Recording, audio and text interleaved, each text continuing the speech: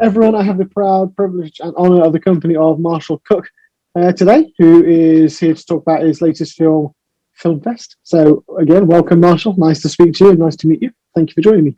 Nice to meet you too. Thanks for having me. No, it's great. I mean, I've seen the trailer for the film. I've not seen the film itself. I've not been get the link, so I've seen the trailer, and even the trailer made me laugh. So, so yeah, I'm looking forward to seeing the film. Now, when will the film? We'll get right into that bit. When's the film going to be available for people to watch fully? It'll be so March 2nd, depending on when this comes out. But March 2nd, which is a Tuesday, it'll be available on Amazon and iTunes. And then the following week, March 9th, it'll be on Google Play. Okay, excellent. And it'll just be those three. And we ask for people to please pay for it and not go to the Pirate Bay and try to find some low resolution, dodgy. Yeah. Excellent. No, that'd be great. So I shall bookmark that myself as well then to watch it. So I've seen the trailer. And I did laugh at the trailer. I thought it looked very promising, very funny film. So I can't wait to find out more about it, to be fair. Thank you. Yeah, we made it intentionally a 1-minute trailer. It's almost like a protest of just how movie trailers have gotten out of hand. It's like 2.5 minutes or more, and you're just giving away all the plot points and surprises. Yeah. Like, look, you can find out one minute what this is about. Yeah, I've noticed that in a few things, and the problem is it's like they do that 2.5 minutes, and then you watch the film.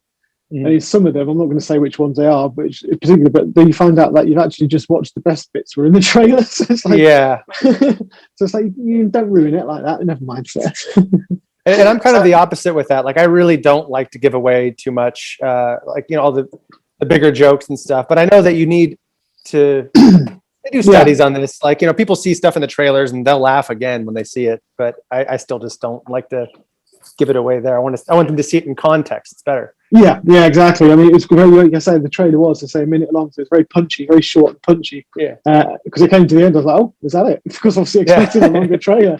However, but it did leave me with that feeling of wanting to see more, which is what it's designed for. So yeah, it was good. Good.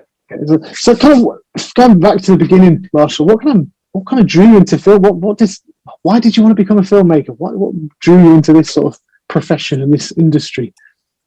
Oh man, I've been asked this before, and I still can't find that like aha moment. Where it's like, oh, I'm going to be it's not like a movie where it's like, and that's when I knew. But growing up, I mean, I do know that my dad got this little Hi8 video camera when I was about 9, and I started toying with that.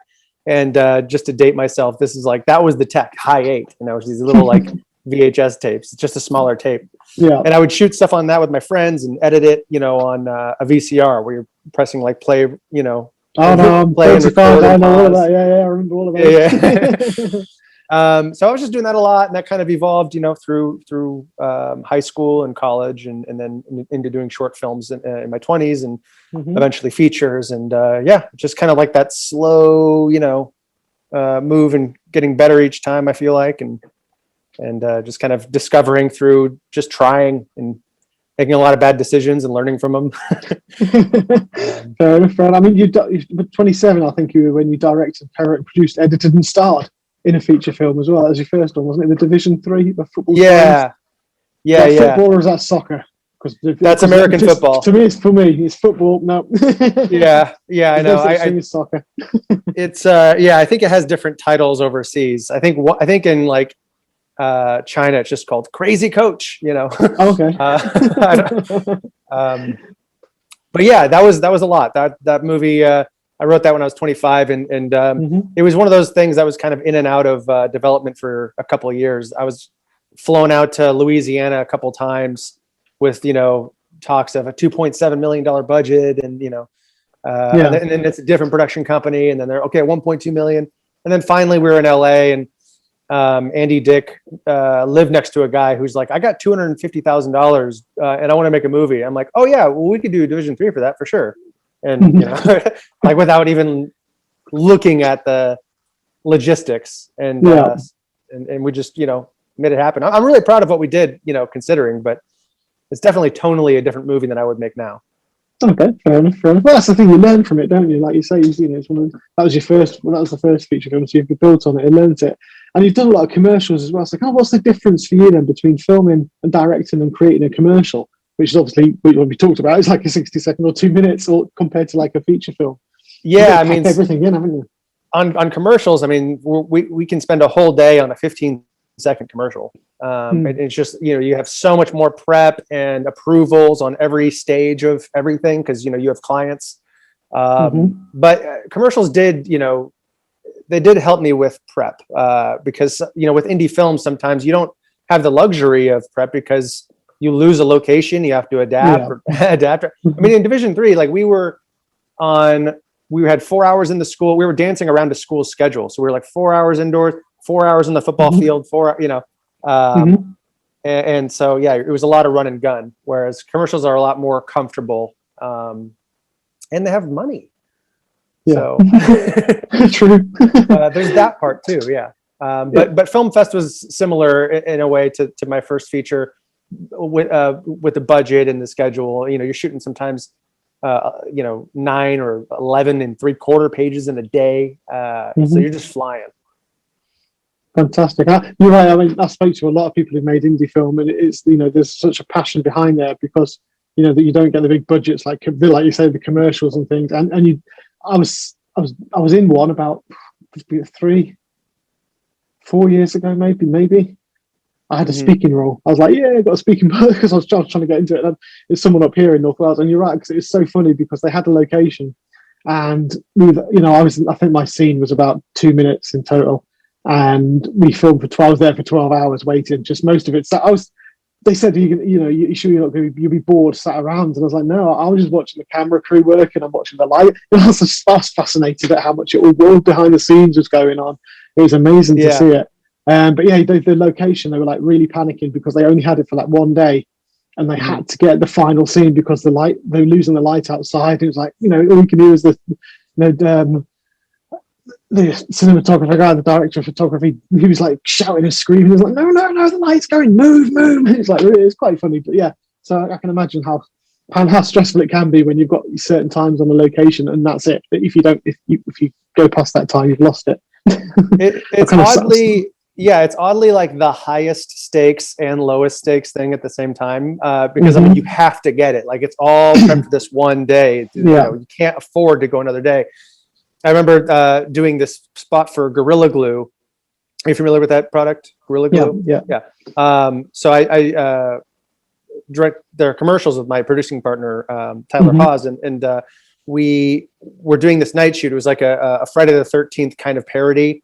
And anyway, like the Jason character's axe head falls off, and then Gorilla shows up to help him glue it back on so we could chase the guy again. But it was a night shoot. So it was like 5 a.m. and we're all in the middle of this, in the woods, freezing. And we're on like these last insert shots where we're just getting like the perfect, critical focus close-up shot of this bead of glue, coming out of the bottle onto the wood. And we're all just like watching it like it's the most important thing, of our lives. Everybody's exhausted and freezing, and you're just like, what is this job? This is insane. But yeah, it's like when you take yourself out of it, you're just like, what are we doing here?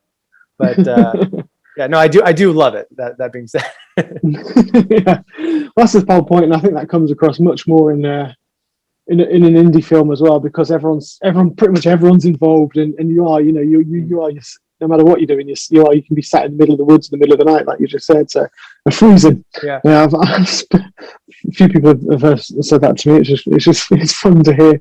So I mean, and this is kind of, and then obviously you go through all the process of going to film festivals and things. Like I've had that chance to host a couple and present awards at them, and that kind of brings you right onto FilmFest as well, because that's what this whole, which is great about the film. Obviously, I'll let you explain in your own words. Tell us what FilmFest is about. I mean, it's very simply, it's about what you would think it's about. It's about independent filmmakers going to kind of an obscure film festival to sell their indie film. And we made it to kind of represent the, like the 99% of filmmakers, so it's an outside Hollywood story, where, just because you made a movie doesn't mean you're a millionaire. There's a lot of a lot of people who can make a movie now that, you know, that's not the end of their journey. Now it's like getting anyone to care, getting your money back, getting, you know, people to see it. And just the world of film festivals. I mean, it's just every festival is different, but also there's a lot of similarities. So I feel like, you know, this isn't supposed to represent the entire festival experience for everyone across the world, but, you know, this is a festival experience. I think that, you know, going to enough of them, you'll identify with a lot of things that happen at festivals, and, you know, things will be very funny, things will be very painful and cringeworthy and what have you. Yeah. And that's part of the, you know, I did laugh at the clip in the trailer as well, which isn't spoiling it, when he's obviously, I think it tones to some of the films that you do see, and the audience, they just don't get it, and you can see it in their face. It's just really, you know, and it does make, and because it's not saying that the film was bad, it's just obviously, which they're not, they're just different. So you get such a variety of different films, which means so many different people. But it's obviously some you'll understand the message and some you won't understand the message. It's not just indie film, that's every film, you know. So the film festivals, they are you know, they are great like that. I'll say my son, speaking of obscure ones, he did a junior one and he actually won the competition. He got screened at a junior film festival. And it was great because they're only kids who did it, so I'm not going to knock them. They're all brilliant, but some of them, I would sit there and I was thinking, don't get it. No, they were film shorts as well. They weren't features, but you know, in the film festival there seem to be a lot of them now as well. So I mean, quickly, just the last year, then I'm going to bring this in because I know it's been mentioned. It's changed a lot in the last year as well, with film festivals itself, I guess. Are you talking about during like 2020? Yeah, during the lockdown during 2020. Oh yeah, because the film, you know, how hard has that been? And we'll come back to obviously part of the film anyway. But how hard has it been to change that? Because everything's gone online now, hasn't it? You haven't got any face-to-face film festivals anymore. Oh, we haven't at the moment. Yeah, shall I say that in the UK we haven't? It might be different for you out there. No, it's terrible for film festivals. I mean, a lot of them have tried to adapt, and we actually premiered at the Austin Film Festival virtually, and you know, I'm not going to say it's a real bummer because there's a lot worse things that have happened in 2020 than, you know, being able to go to a festival to screen your film. But you know, that is one of the things we were looking forward to, is taking this film around and screening it in front of a festival audience.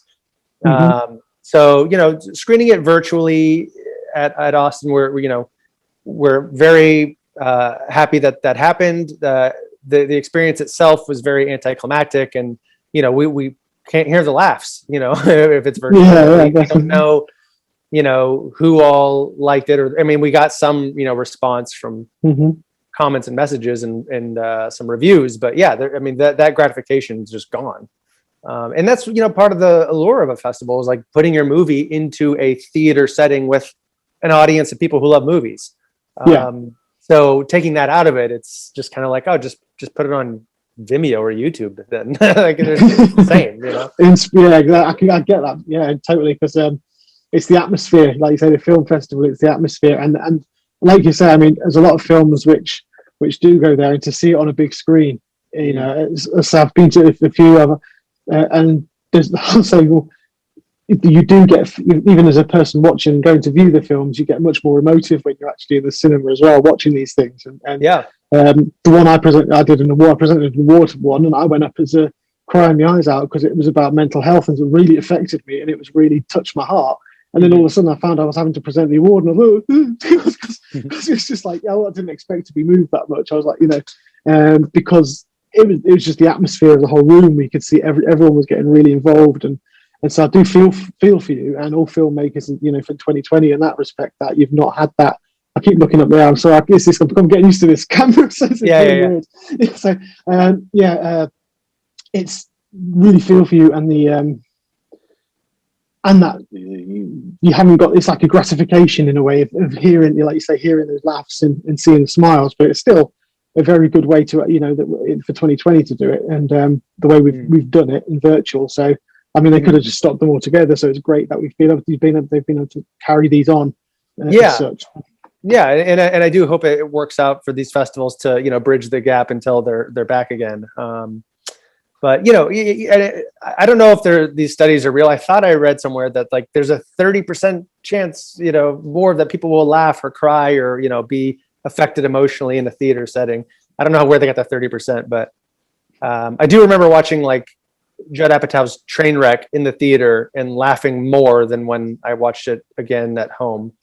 So I think it does have, but maybe it's because I saw it already. I don't know. But Possible. yeah, comedies really there haven't really been a whole lot of comedies in theaters anyways. There's just been a shift. So we weren't really making it, with that in mind. That was just an extra little, sprinkle. That would have been fun. Excellent.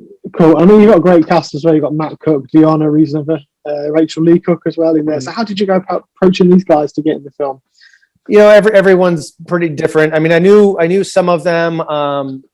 Like 7 of our cast members are from the Groundlings main company, and the Groundlings is like, if you ever heard of like a Second City or an IO or like a UCB, like these kind of sketch theater shows. And so these actors, they write their material, they work every week, for free to do a live show. So they're trained actors that work all the time and they're hard workers and disciplined. So they know their lines. They have they've come up with other stuff. If you have more takes. So they were great. And then, Rachael Leigh Cook, we were working out in the same place and I just asked her to be in it. I just walked up to her and introduced myself and then, basically just said, hey, you want to be in? And it was nerve-wracking asking her because the role, she could read this and say like, well, am I making fun of myself or is it, but it wasn't. It was all just like, I'm glad that she got it because I just think what she did, and it's just so funny and she's so delightful to work with and funny. Like she doesn't get a lot of chances to do comedies of this tone. But and then like Will Sasso, he's been a friend for a while. But then other people like Ellen Wong or Jason Janau, we cast them. Never known them, so it's all a mix. It's a lot of cast members. Yeah, it sounds like it. And again, it's the whole premise of that. Yeah, like you say, what is it with Rachel as well? Thinking obviously she's sending herself up in that respect. But again, I just love the whole idea of it because I say about film festivals, and a lot of people don't know about all the different types of film festivals and that they go to, and you can have there's a lot of hard work goes into one, and to actually get screened in a film festival it is really big, and it's a really good achievement to be done, to get there. But as I say, that's what the whole with the film fest being the comedy behind it, and seeing how the reaction I think it was as well between the producer and the filmmaker, in the series, like the what now when he was trying to figure out the name of the film fest, he was like, where? Right. Yeah. I mean, there's a lot of them, and some of the names are, you're just like, this is a real thing. This is a real place. But again, this isn't like to make fun of film festivals. I think that it's to I mean, obviously there are some jokes that are self-aware, but it's not like a hit piece. It's really about perspective when you're going to a film festival, and your expectations in going there, and just the journey of our lead Matt Cook and Diona, and what they go there expecting and what they actually find. Exactly, because you do, if you've never been to one, you've got an expectation of what it might be, and then it could be completely different again. I didn't expect, when I went to my first one, I'm just saying, because I know from my experience, I didn't expect it to be what it was, and I just sat and watched film, and I loved it. For me, spending a day just watching film after film was just my heaven, to be honest. And that's what it is, and mingling as well, because I think, hopefully, we'll probably see this in the film as well, but I think it's a very good place for networking as well, and it's not just you show your film, but you can network and meet other directors, other filmmakers. You can, that's where you hopefully get the people who come to watch to say, right, okay, I'll keep an eye on them and I'll give them the funds for next, and it's a brilliant place to build that as well. And I don't think some people might not see that. So hope within the film, what I've seen in the trailer, it's going to that's kind of where it will show that kind of aspect to it as well. Well, yeah, again, it's just, it's a festival. So there's so many different kinds of people from all over with bringing their own expectations in there. And we even have kind of a running thing throughout the movie where it's like, wasn't that the point of festivals, to watch a bunch of movies? Or isn't that the point of festivals to, like, for filmmakers to get together and exchange ideas? Wasn't that the point of festivals? Because, so yeah, everybody has their own idea of what the festival should be. But yeah. Cool. And so it's a good behind the curtains look. But is there anything? I mean, I was going to say after the film as well. I've been given a bit of tidbit of information about you, which sparked up in interest because it's right, Dan. It's nothing to do with films. It's apparently that you actually you donate regularly to dog rescues and you've got a bleeding heart for animals. This is what I've been told of. Yeah. This is what okay. Yeah. I mean, yeah. I That's if you don't mind me talking about that, by the way. No. It's just, no. Yeah, that's like my go-to for charity, but and I just have a thing for dogs. I don't know what it is. When I was visiting Thailand, like, I spent a fair amount of time just walking around feeding street dogs, and yeah, I don't know. That's just like a hobby of mine. I would have like, a pack of dogs if I could, like, but I think you're only supposed to have like 3 in LA or wherever. Right, okay. I'll try and show you if that's properly. Sweetheart. Had her since September last. She's actually a Romanian rescue, which is why that perked up my interest, because there's a charity here, so we got her from. They put on death list. She's only 9 months old. She's 4 months and she's on a kill list. Yeah, and it was like no, let's bring her. Let's get her home. So we brought her back in September, and she's absolutely the naughtiest, mischievous little going. She's but yeah, always want to rescue. I think it's a really worthwhile because the animals need. There's so many animals out there that need help. So yeah, I saw that on your thing. I was like, oh, right. Okay. Yeah, no, I mean, sometimes it's a little more work. I mean, we got ours from a kill list at the Pound in LA, and it was the boy was just a mess, and now he's just a prince. But you can see like the evolution and that trust, and it was definitely a project, but very worth it. Oh yeah, definitely. I think we were lucky because she was born in this Pound, so she didn't have a bad life outside the Pound. You know what I mean? Whereas some obviously little ones which were a bit older had that bad street life, which are a bit more different, like you said, yours. Maybe just a little bit more nurturing and a little bit more work to be done. She's still a cow around food though. She still thinks that any type of food she's never going to see food again. So any type of food out, and that's it. She'll snatch it out. Eating something and put it halfway to your mouth, and she's snatched it out your hand. So it's trying to try. It's just like it's there 1 minute, it's gone the next, and you're like, and she's sitting there and they go munching away. Yeah, excellent. So I mean, as I say, we're going to see FilmFest 8 days. I think it was. So yeah, about by the time this has come out, it won't be 8 days. It'll be about 7 days because I'll get this out tomorrow. So yeah. Okay. Yeah. So March 2nd, whatever that means to you when you look at the calendar. But yeah, it's weird to promote movies now, like even, a week before, because I feel like everybody's just kind of got that scroll, like what's available now mentality. So it's almost like I just want to do everything the day of. Hey, you can get it now. Go get it now. Yeah. So I don't know if you set an alarm on your phone or put a Post-it note up, but yeah, March 2nd, Amazon and iTunes. Cool. I can schedule this actually for March the 2nd, and then I can tweet it out and say, go and get it now on Amazon. Oh yeah.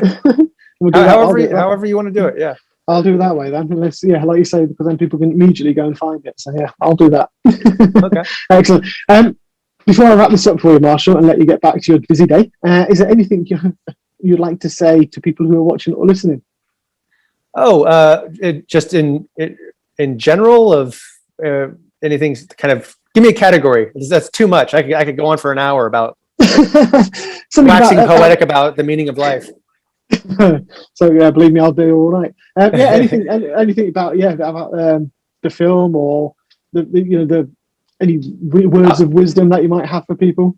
Well, I'm just a guy who makes movies, so I will say, because we're talking about FilmFest, hi everybody. I hope you're well, and if you feel like downloading or renting or owning FilmFest, it is a light. Road trip comedy with zero politics, good for a laugh. I think you'll enjoy yourself. And you can always reach out to me and tell me what you thought about it. If you loved it or hated it or I'm curious how people will take this movie, because I when you make a movie called FilmFest, it's like, I feel like there's going to be a crowd out there that's going to be like, oh, he better have made a perfect movie because this is my world, So yeah, we'll see how it goes. Fantastic. Thank you. I was going to say, yeah, guys, no politics. Yes. Yeah, I know. It's too much. It's just too much. We all get it. Yeah, exactly. Yeah. Right, and I'll just stop the recording there.